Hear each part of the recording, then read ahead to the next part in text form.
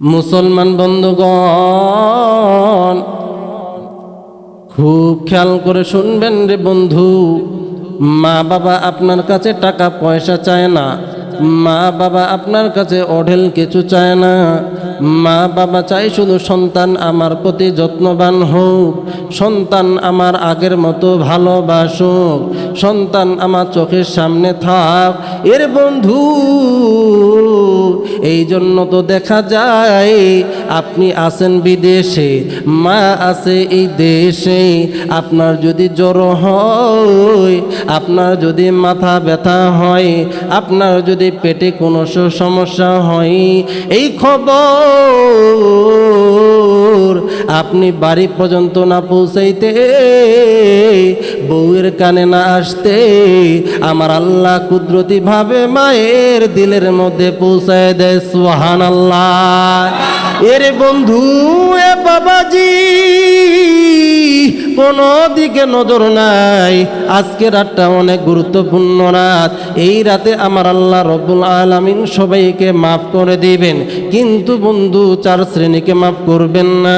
1 number হইল যারা আল্লাহর সাথে কাউকে শিরিক করে, আল্লাহর সাথে কাউকে শরীক করে, আল্লাহ ছাড়াও অন্য কারো কাছে হাত পাতে, এই ব্যক্তির দোয়া আমার আল্লাহ তাআলা কবুল করবে না, আমার আল্লাহ এই ব্যক্তিকে মাফ করবে না।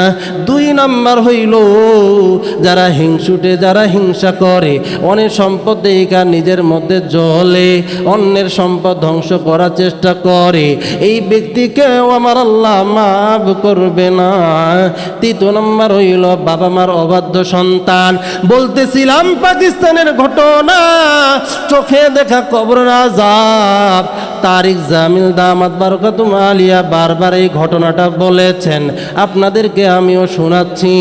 এইবার এই মাকে নিয়া যুবকটা এইবার জমির মধ্যে যাওয়ার পর, এইবার সন্তানটা আগগুলো কাটিয়া যখন বোঝা বেঁধেছে, বোঝা বাঁধার পর ডেকে বলে, মা গো, এই বোঝা তুলতে আমার বড় কষ্ট হয়, এই বোঝা আমি তুলতে পারবো না।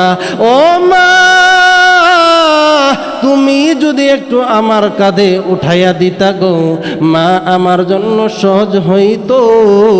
মা ডেকে বলে, বেটারে কোনো চিন্তা নাই, আমি মা তোমার কাঁধে বোঝাটা তুলে দেব। এইবার মা বোঝা তোলার জন্য, এ বন্ধু, এ বাবাজিরা, আপনার ঘরে এখন অসুস্থ মা শুয়ে আছে, তিনি খাইতে পারে না, ঘুমাইতে পারে না, পোষা পায়খানা করতে পারে না।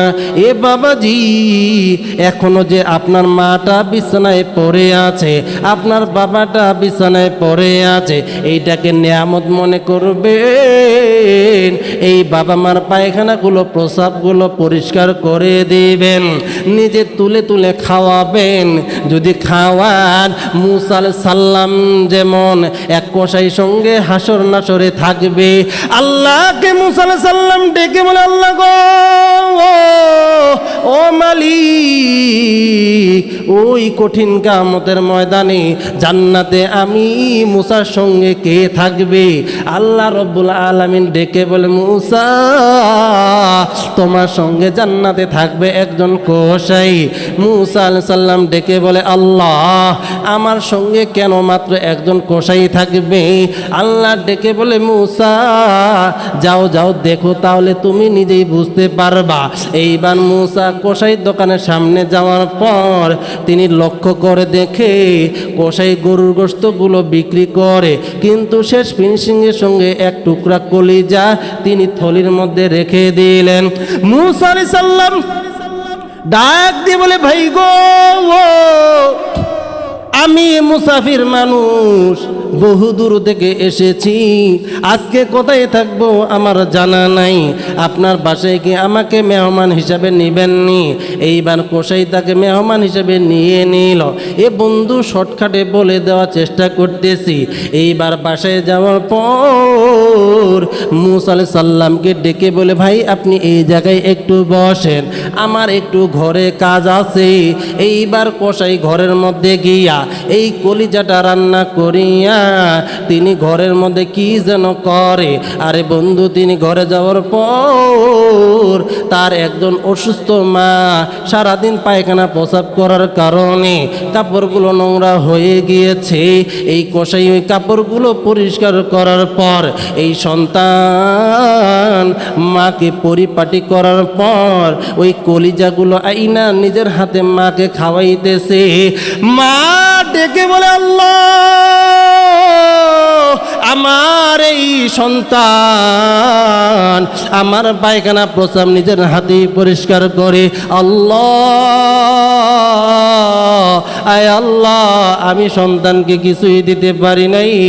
আমার পায়খানা প্রসাব তো দুর্গন্ধযুক্ত, কিন্তু আমার সন্তান একটা বারের জন্য নাকটা ছিটকায় নাই, একটা বারের জন্য সি সি বলে নাই, আমারে খাওয়াইছে। আয় আল্লাহ,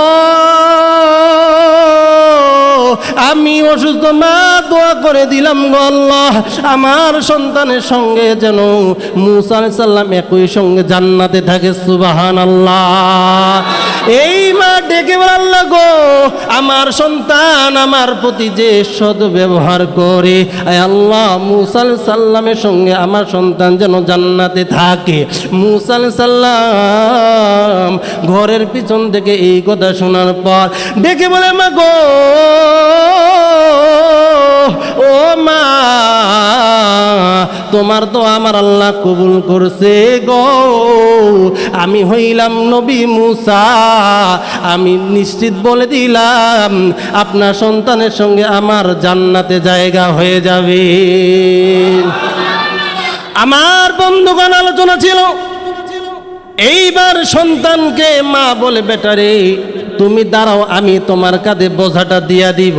এই বন্ধু চোখের পানি দেখেন পড়ে কি না। মায়ের প্রেমে যদি চোখের পানি পড়ে রে, বাবার প্রেমে যদি চোখের পানি পড়ে রে, এই পড়ার পর আপনি যদি আজকে তওবা করিয়া বাসায় যাইয়া ওই অসুস্থ মায়ের সেবা যত্ন করেন, ওই বৃদ্ধ বাবার সেবা যত্ন করেন, যার প্রতি আপনার কেয়ার ছিল না, তার প্রতি আজকে যদি আপনি কেয়ার প্রাপ্ত হয়ে যান। ও মা, আপনারা শুনতেছেন, আপনার শাশুড়ি অসুস্থ, আপনার শ্বশুর অসুস্থ, নাক ছিটকাবেন না। দেখেন দেখেন কি পরিণাম পাওয়া যায়। এইবার সন্তান দাঁড়ায় রইল, মা এইবার বোঝাটা তোলার জন্য যখন মাথাটা নিচে নামাইল, এ বন্ধু, মা যখন মাথাটা নিচে নামাইছে, এই সন্তান কুড়ালটা হাতে নিয়া মাকে চোট দেওয়ার জন্য উপরে উঠাইছে। নাউজুবিল্লাহ। যখন সন্তান এই কুড়ালটা মাথার উপরে উঠাইল, এটা কেমন যেন একটা শব্দ মায়ের কান পর্যন্ত পৌঁছাইল। মা মাথাটা বাঁকা কইরা দেখে রে, সন্তান কুড়াল উঠাইছে আমারে হত্যা করার জন্য। মা এবার আল্লাহকে ডেকে বলে, আল্লাহ গো, আয় আল্লাহ, কি সন্তান জন্ম দিলাম রে, যার প্রেমে দেওয়ানা হইয়া আমি এই জায়গায় আসলাম। মো আল্লাহ, আমারে কি হইব, কি হইব। এইবার মা অন্ধকারে দৌড় মারছে, অন্ধকারে কিছুই দেখা যায় না, মরুভূমি জমি, আশপাশে কোনো মানুষ নাই, আশপাশে কোনো বাড়ি নাই। এ বন্ধু, এ বাবাজি, মহিলা এইবার সামনে দৌড় দেওয়ার পর কিছুক্ষণ পরে কেমন যেন একটা আওয়াজ শুনতে পায়, মা। এইভাবে যখন একটা মধুর আওয়াজ শুনতে পাইল, মা, ও মা, মা গো, এই আওয়াজ শোনার পর মা কিছু দূর যাওয়ার পরে দাঁড়িয়ে গেল। দাঁড়িয়ে পিছন দিকে তাকায় দেখে রে, এই সন্তান যে কুড়ালটা উঠাইছে, কুড়াল তার হাতে রইছে, তার পা দুইটা জমিনের ভিতরে ঢুকে গিয়েছে। আল্লাহু আকবার। এ বন্ধু, এ বাবাজি, এইভাবে যখন মা বলে ডাক দিয়েছে, মায়ের কলবটা তো, মায়ের দিল তো অনেক নরম। মা ডাক শুনিয়া মা পিছনের দিকে তাকায় দেখে মাটিটাকে গ্রাস করে ফেলতেছি। সন্তানটা আস্তে আস্তে মাটির ভিতরে চলে যাচ্ছে। সন্তানের এই অবস্থা দেখিয়া সন্তান চোখের পানি ছেড়ে দিয়া কান্দে। মাও এই অবস্থা দেখিয়া দৌড় মাইরা জমিনের কাছে আসিয়া পা দুইটা চাইপা ধরছে।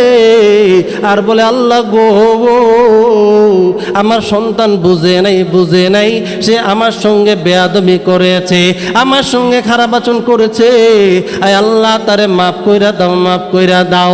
আমার বন্ধুগণ, এই চোখে দেখা কবরের আযাব কিতাবটার মধ্যে তারিক জামিল দামাত বারাকাত আলিয়া বলেন, পাটা আস্তে আস্তে জমিনের ভিতরে ঢুকে যাইতেছে। কিছুক্ষণ পরে দেখা যায় সূর্যটা আস্তে আস্তে উদয় হয়েছে, মানুষজন আস্তে আস্তে আসা শুরু করেছে। সবাই মিলা এই সন্তানের পা ধইরা টান দেওয়ার চেষ্টা করে, কিন্তু পা এই জমিন থেকে আর উঠানো সম্ভব হয় না। মা করে করে কান্দে আর বলে, বেটা রে তুই কি জানিস না, ওয়াকাদা রাব্বুকা আল্লা তা'বুদু ইল্লা ইয়াহু ওয়া বিল ওয়ালিদাইনি ইহসানা। আল্লাহ রাব্বুল আলামিন বলে দেয়, আল্লাহ ছাড়া আর কারো ইবাদত করা যাবে না, পিতা মাতার সাথে সদ্ব্যবহার করতে হবে। যেই জায়গায় আল্লাহ নিজের হকের কথা বলেছেন, সেই জায়গায় পিতা মাতার হকের কথা বলেছেন। পিতা মাতার হক আদায় না করলে আল্লাহ তাআলা নারাজ হয়ে যান, যেমন নাকি আল্লাহ তাআলার হক আদায় না করলে আল্লাহ তাআলা নারাজ হয়ে যান। এ সন্তান, এমন এক কাজ করেছো, এখন কি হবে আমি জানি না। আল্লাহ গো, সন্তানরে তুমি মাফ কইরা দাও। কিন্তু আমার আল্লাহ বলে, বান্দা আমি এত সহজে ধরি না, কিন্তু একবার ধরলে আমি আর ছাড়ি না। কথা বলুন ঠিক কিনা? এইবার লক্ষ্য করে দেখা যায় যে সকালবেলা এই সন্তানটা একটু করে পুরাটাই মাটির তলেই চলে গিয়েছে, সন্তানটা ওখানেই মারা গিয়েছে। নাউজুবিল্লাহ। এই জন্য আমার বন্ধুগণ, ৩য় নম্বর ছিল অবাধ্য সন্তান, যারা পিতামাতার সাথে খারাপ আচরণ করে তাদেরকেও আমার আল্লাহ তাআলা এই রাতে মাফ করবেন না।